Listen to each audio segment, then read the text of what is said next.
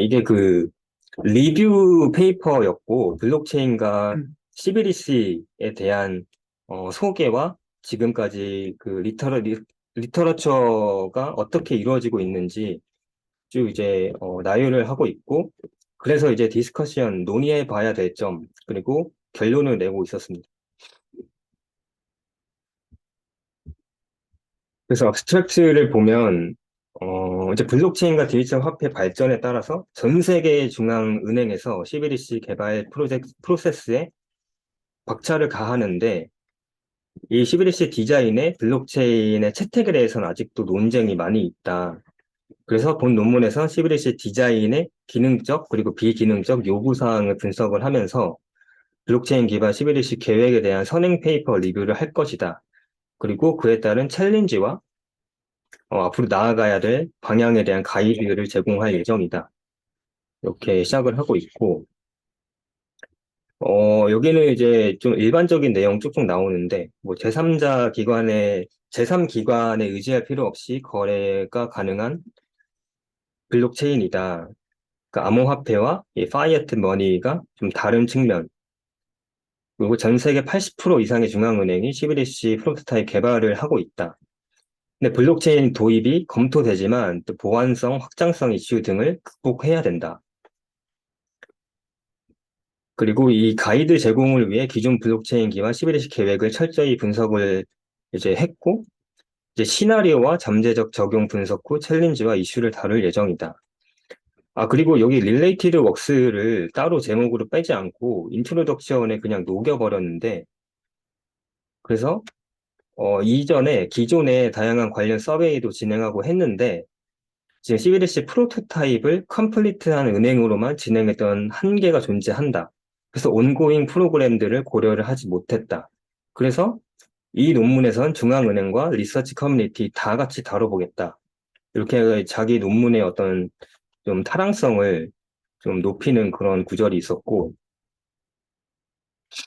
그래서 블록체인의 분류를 기본적인 개념으로 설명을 하고 있었고, 퍼블릭과 컨소시엄, 프라이빗 나눠서 오픈리스, 뭐 이제 탈중앙화 정도 이렇게 표로 설명을 하고 있었고, CBDC의 분류 또한 리테일 CBDC와 홀세일 CBDC가 있어서 리테일은 말 그대로 이제 소매인데 개인 간, 회사 간의 결제에 쓰이고 홀세일은 좀 도매급 큰 단위로 은행 간의 결제를 위한 새로운 인프라입니다.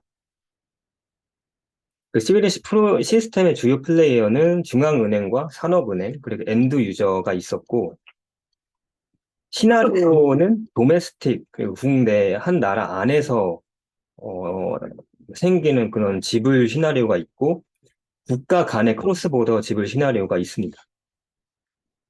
그래서 CBDC 디자인을 할 때, 이제 요구사항이 있는데, 낮은 비용과 빠르고 안전한 지불 제공이 필요하고, 여러 가지 필요 성질에 대해서 좀 나열을 하고 있습니다.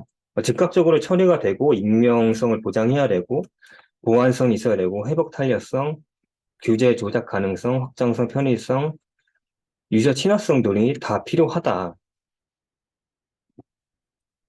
그리고 이제 어, 이전 문헌 리뷰에 대해서 시작을 하고 디지털 암호화폐의 근본적인 기술은 블록체인인데 2016년부터 전 세계 은행들은 CBDC 프로토타입을 만들기 시작했고 몇몇 이제 컴플리트한 곳도 있다.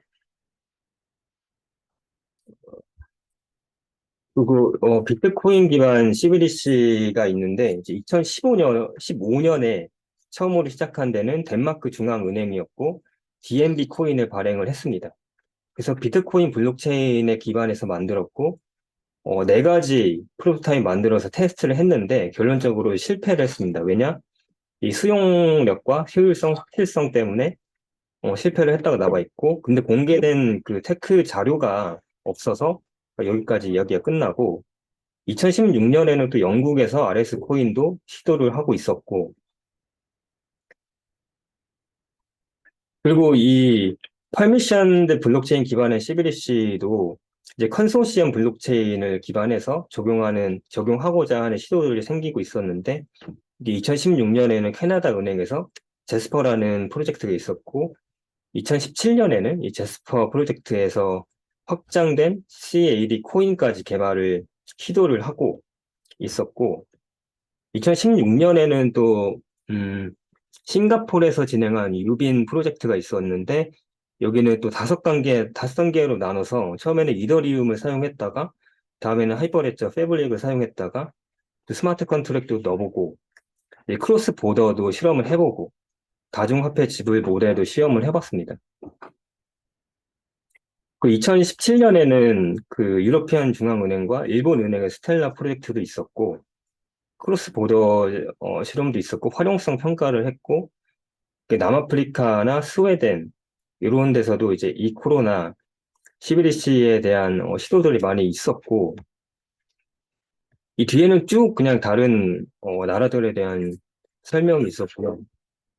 그 또한 중앙은행뿐만 아니고 리서치 커뮤니티에서 CBDC를 제한한 경우도 이제 나열을 하고 있어서 선 등의 단체에서 MBDC를 제안을 했고, 근데 여기서 특이한 거는 이제 슈퍼체인이라는 것을 하나를 박아두고 여기서 파생되는 그 브랜치 블록체인들을 존재를 해서 중앙은행에서는 슈퍼체인 하나만 관리 분석을 해서 효율적이다라는 결론까지 나왔습니다.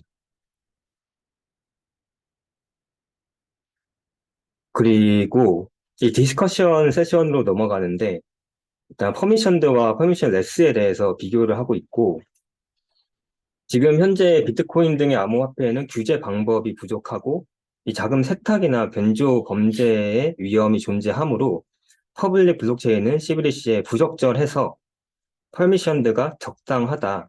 그리고 대부분 중앙은행들이 이 방법을 채택을 하고 있다라고 이야기하고 있고 챌린지와 오픈된 이슈들에 대해서 또 리스트업을 하고 있고 중요한 많은 은행들이 CBDC 안에서 블록체인의 이제 활용을 검토를 하는데, 블록체인에 기반된 CBDC 구현은 아직까지는 없다. 왜냐하면 성능과 확장성 등의 문제가 있기 때문입니다. 일단은 어떤 그러면 성능과 확장성에 대한 문제가 있는지 봤더니 2019년에 하이퍼레저 패브릭의 확장으로 패스트 패브릭이 제한됐는데 이게 2만 TPS까지 달성이 가능하지만 지금 현존하는 비자는 7만 6천 TPS까지 처리가 가능하므로 성능 측면에서도 챌린지가 있었고 지금 아까 말씀드린 그 여러 그 나라들의 중앙은행에서 시도한 CBDC 프로젝트를 보면 이 기반 어,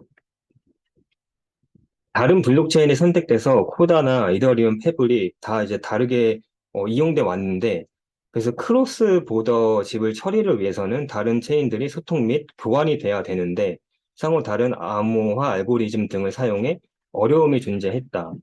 상호 운영성이 안 좋다라는 이야기도 하고 있고, 그다음에 사용 시나리오가 있는데, 오프라인 결제, 사용자 프라이버시, 구제, 보안, 편리성 모두 고려한 시나리오를 만들어야 된다. 그 파이어트 머니처럼 블록체인 CBDC는 스마트폰조차 없는 사람들도 편리하게 이용할 수 있어야 된다. 이러한 이슈들이 빨리 해결돼야 된다. 그래서 결론은 CBDC 디자인 요구사항에 블록체인 특성이 아주 맞춤으로 되어 있는데 그 중에서도 퍼미션 블록체인이 적합하다. 하지만 블록체인 기반 CBDC는 아직 개발되지 않고 있고 그 이유는 뭐 퍼포먼스, 확장성, 사용 시나리오 등의 한계가 있다. 그래서 우리는 이런 개선점을 나열을 했고 이 가이드라인을 제공함에 본 논문에 의의가 있다. 이렇게 이야기하고 논문을 끝마치고 있었습니다. 그 이 논문 보면서 테이크어웨이는 블록체인 종류와 CBDC 히스토리를 개괄적으로 파악할 수 있었고 이 리뷰 논문도 좀 중요하다는 거를 깨달았습니다.